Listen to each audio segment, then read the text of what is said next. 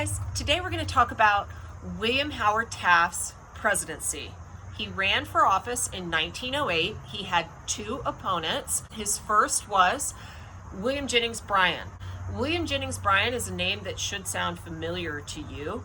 You might recall he gave a very famous speech about how Americans should not be crucified on a cross of gold. He thereby won the nomination of three different political parties in 1896. He ran for the Democrats, for the Populists, and for the Free Civilites. Well, he lost to William McKinley, but he is a man not deterred. William Jennings Bryan will run multiple times, and he, of course, runs against Taft in 1908.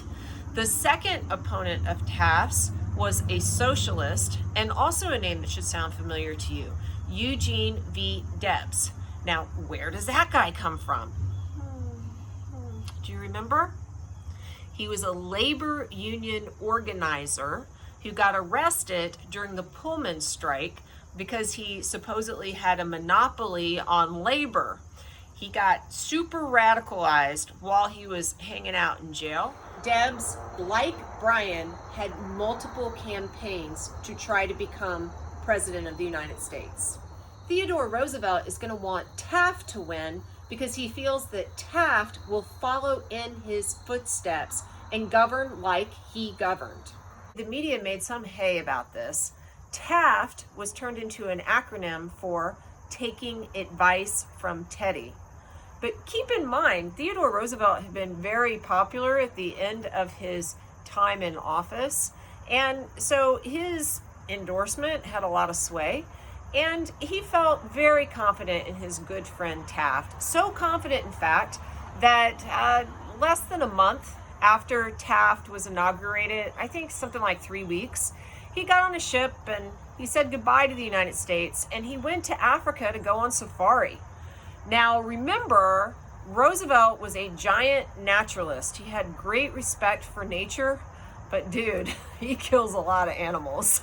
Just like boom, boom, boom, here, there, and everywhere. To be fair, he will bring many of them back eventually, and they will end up at the Smithsonian Museum of Natural History. Getting back to William Howard Taft, when he took office, he was a large man. This is in part because he had always been a large person. He was a large child and a large teenager, a large young adult. But William Howard Taft was also a stress eater. After the election, he felt that he should trim up a little bit, and his exercise of choice was golf. He also planned to go ride horses on trails. But a representative for the Massachusetts Association for the Prevention of Cruelty to Animals put out a statement that Taft had no business being on a horse because he weighed too much, and it was just not very nice to the horse. I point this out not so much to be funny, but to kind of show you that Taft really did not like some of his professional choices. He kept getting bigger and bigger and bigger while he was in office. He really wanted to be a Supreme Court judge, not the President of the United States, but he had been pushed into it to some extent by his great friend Theodore Roosevelt and by his wife Nellie, along with other members of his family who had bigger ambitions for Taft than he had for himself. Though, to be quite honest, I think wanting to be a Supreme Court justice is pretty ambitious. There is a story about how Taft gets stuck in the White House bathtub and had to be pried out, and that's why the bathtub in the president's personal quarters now is almost the size of a small swimming pool. This is a thing. That story may be completely made up. It's in part a story that we accept because Taft was such a large man. He ended up topping the scales at well over 350 pounds. Even though he was 6'2", that's big. That's a large man. I actually have a lot of compassion for Taft when it comes to this. He clearly had a compulsive overeating disorder, and he just had the weight of the world on his shoulders.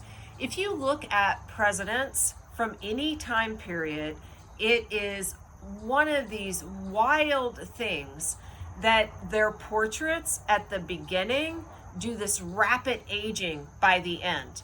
There are only a few presidents who seem completely immune from showing the stresses of their office. I would say Theodore Roosevelt, he didn't. It was all such a bully good time for him.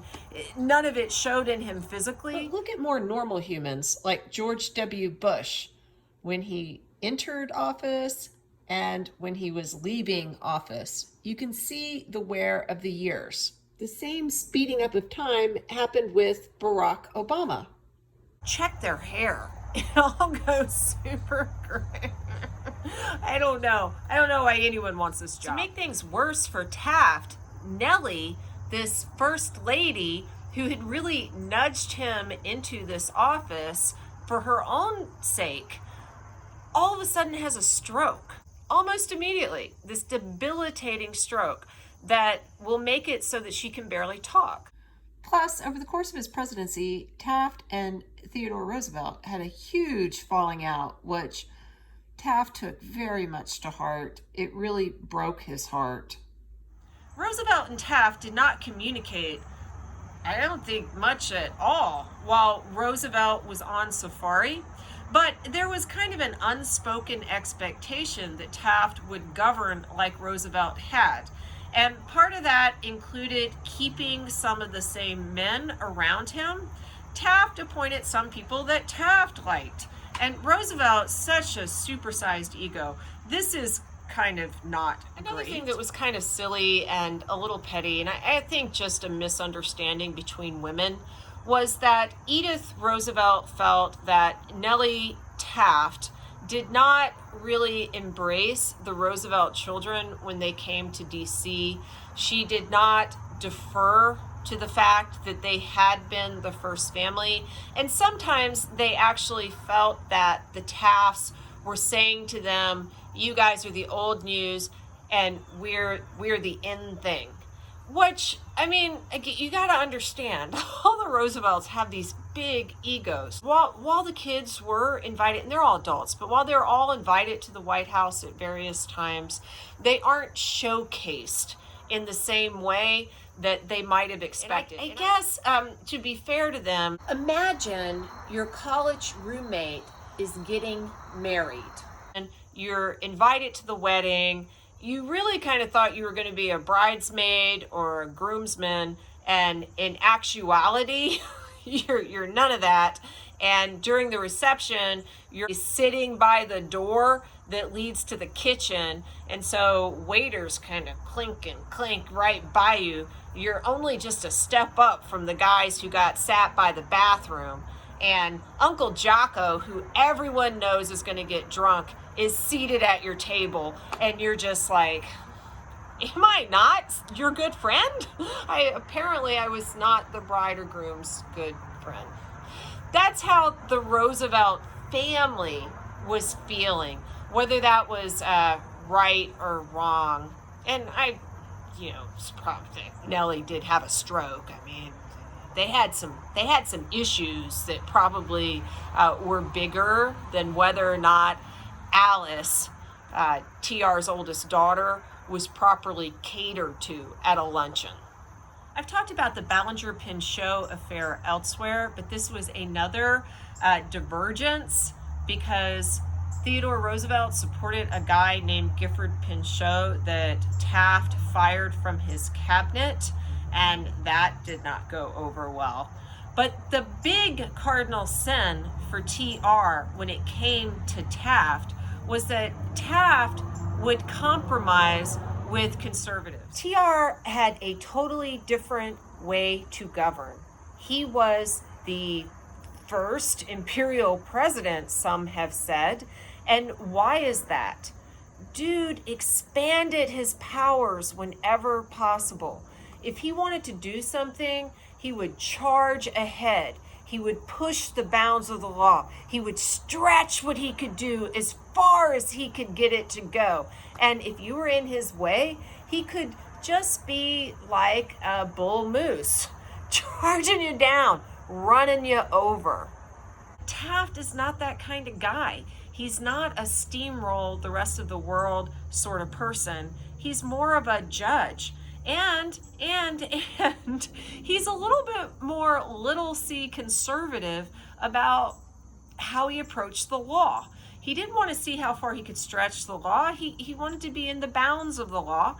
And sometimes he felt that you needed to compromise. You needed to compromise with the factions in your own political party, and you needed sometimes to even compromise with Democrats, who also had progressives and conservatives. Roosevelt and Taft's relationship will completely blow up. It will be completely destroyed by politics by the time the 1912 election comes along. And Theodore Roosevelt will actually decide to primary the sitting president. It's just Roosevelt's like, yeah, I want my office back, and you are not doing a good job, and I should be the Republican nominee, so let's have primaries. Yeah, these primaries were rough. Roosevelt went around saying such presidential things like Taft was a fathead with the brains of a guinea pig. And unfortunately, the supporters of TR and Taft could resort to violence. There were people in halls where you're supposed to cast votes who had bats. A Roosevelt supporter held a gun up to a Taft supporter's head. The voters in states were extremely raucous with the conservatives and the progressives in different camps. They were described as mobs, and how is this good? If this is what the primary process is, then we should not have it. It was something that I want to tell you, at least in passing, because our politics today are stupid. This was stupid back then too. It is just stupid and not productive. And I wish that it would not be that way. But I guess I can say that our country continues. So I will talk more about the 1912 election elsewhere. But looking back at Taft's presidency, I want you to just take note of the fact that there is a giant rift between him and his former ally TR, in greatest part, because Taft governs differently and compromises more with conservatives rather than charging ahead with what Roosevelt thought was a better progressive agenda. I will end on a happier note. William Howard Taft did eventually get his dream job. Warren G. Harding appointed him to the Supreme Court, where he served as the Chief Justice. Nellie also recovered somewhat from her stroke. She's responsible for helping to plant the cherry blossoms that line the National Mall in Washington, D.C., which I think you could say is her greatest legacy. After leaving the White House and going to the Supreme Court, Taft was even able to lose some weight. When he died, he only weighed 280 pounds, which was, a bit less than he was at his height. I'll talk to you next time.